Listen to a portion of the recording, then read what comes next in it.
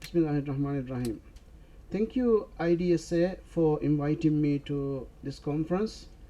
Actually, this is the first conference of this type I have participated, and I will be talking about the evolution of Maldivian national identity, and I will be using political and folklore approach. If you look at my paper, it may look different from this presentation, but the idea is same. To save time, I will not go beyond the slides. If you have any questions or things to clarify, you can ask me during the question time or later during the tea time. Right. Yeah, I will be looking at folklore and also national identity, the importance of folklore in understanding the evolution of national identity, politics and folklore, the relations, and experience from the Maldives, and conclusion. These are drawn by Maldivian artists, actually showing the traditional living. What is folklore? Folklore is the law of people, the story of the people. So Maldivian folklore is the story of the Maldivian people. There are three types of folklore. One is material folklore, the other is customary, and the third one is oral. We build fishing boats, handcraft items. This comes under material folklore. Also, we have traditional vessels made to collect coconut sap, which is unique and still used even now in the Maldives to collect toddy. These are also material folklore, and also Maldivian food, which is similar to India, but the curries are, we use Indian spices, but actually our taste is different from yours. Definitely. Right. Then is customary folklore. Customary folklore is very difficult actually to define. But actually, we talk about customs and traditions that are passed from generations, religious, cultural, rituals, superstitions, and beliefs. It's a different genre. This is a ritual called Kodikendung. Actually, we play during the Eid time. It's actually very much active in the islands. Boduber is the big drum. It's accompanied by singing and dancing. It's the people actually dress in the traditional way, and now people are standing while they are drumming. This is the traditional type. Circumcision ceremony is still practiced in the old-fashioned way, but a little bit of modern touch, still very much in action. And traditional birth, midwives, and other rituals. The practices have stopped somehow because we have got hospitals in many islands, and people deliver in the in the hospitals, but the medicines that they take after the delivery are traditional, and which brings them to the shape that they had before. And folk medicine, of course, we know that's Ruggalubes or different types. And also, some people prefer spiritual religious practices to heal.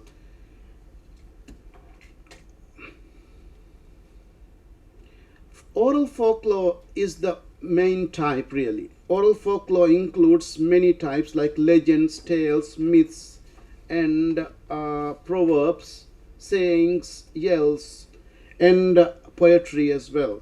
Ravar is very unique. not like poetry, poems, but it's five-line verses, which is called River, which is unique to the Maldivians. They say in earlier days, people use River to propose, okay, women, and each legend tells us so many aspects of national identity. Mm.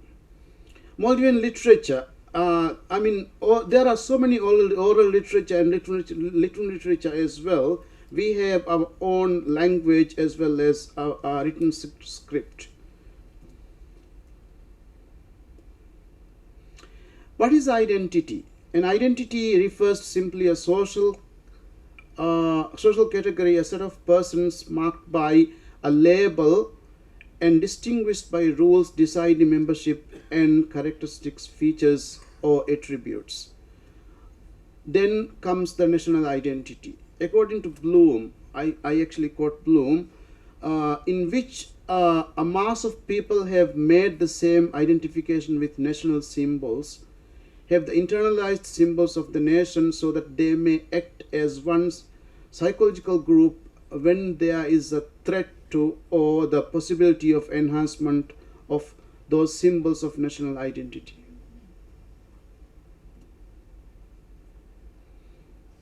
This is a unique Maldivian dhoni, they call, which is similar to Indian vessels though, but we have again unique different ways.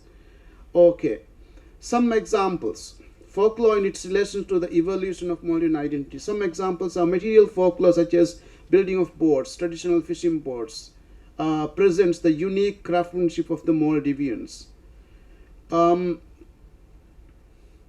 the dhoni is used built without planes. It's actually the plane is in the head of the head carpenter, the master carpenter. Took the measurement, you see, and then gave the instructions to the carpenters, and they build boats. It takes months. I've seen that in my childhood in my island where they build boats. Every morning we go there and find out how far they have gone.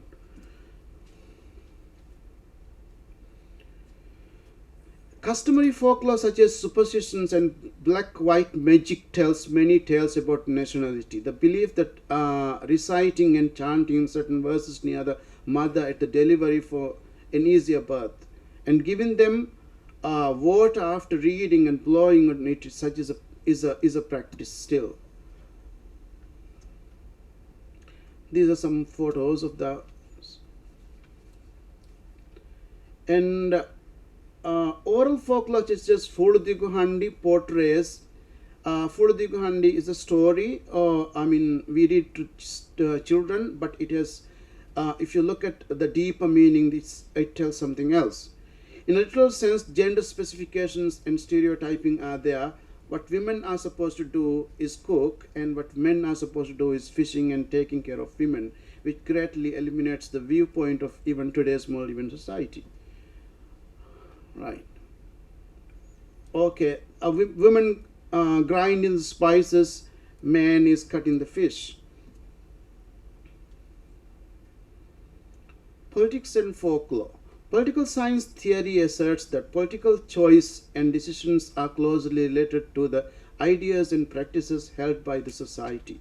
Politics is not merely a property of statesmen, nor an idea and practice of performed by politicians. Rather, politics is part and particle of the society.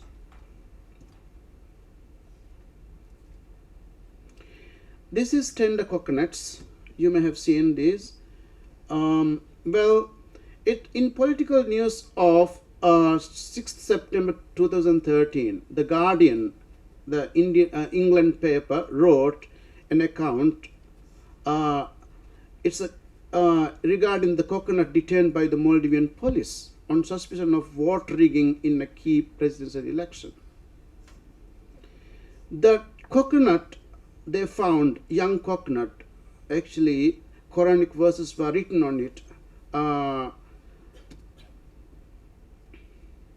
And the Guardian says that the election has been bitterly contested with Mohammad Nasheed, the former president who claims he was ousted last year in a coup. Taking on one of the Maldivian biggest businessmen, the outgoing president, and the half brother of the former dictator Muhammad Abdul Gayoom, former president. This is what the Guardian said in 2013. Right. And people believe these stories, you see. And during the rule of the first president, Muhammad Amin Didi, that was in 1950s, actually, a group of men formed from South atolls of Huadu made a voodoo doll representing him and attempted to do black magic on him. They were later caught and severely punished. Right. This is President Amin Didi. And one of the main causes of President Nasheed's downfall was belief some people had of him of being less religious and being more secular in his activities.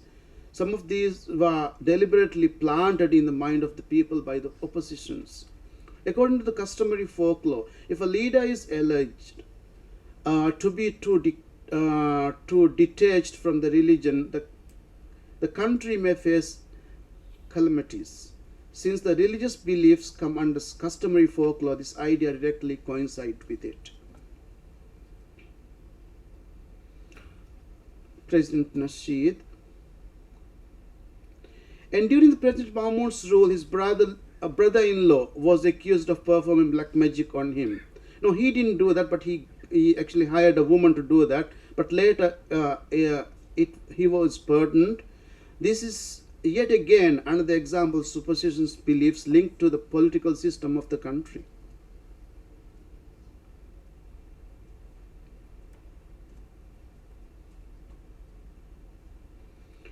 Maldives is a part of South Asian group, shares similar and different cultures to other states in the region. Taking a folklore angle to the political relations among these states, one may be able to identify and categorize inherent norms formed on folklore in these societies. Folklore, although ideas belonging to specific states are common concept to all. Understanding of folklore of different states may be vital to understand to understand the evolution of national identity in the Maldives using political and folklore viewpoints. A workable and useful research agenda to be considered by respective scholars and research of this region. In this paper, I call for further understanding and consideration of this aspect of national identity formation through cross-national research engagements. This is the second conclusion. It is evident that the folklore forms a greater part of the national identity of a country, in this case, the Maldives.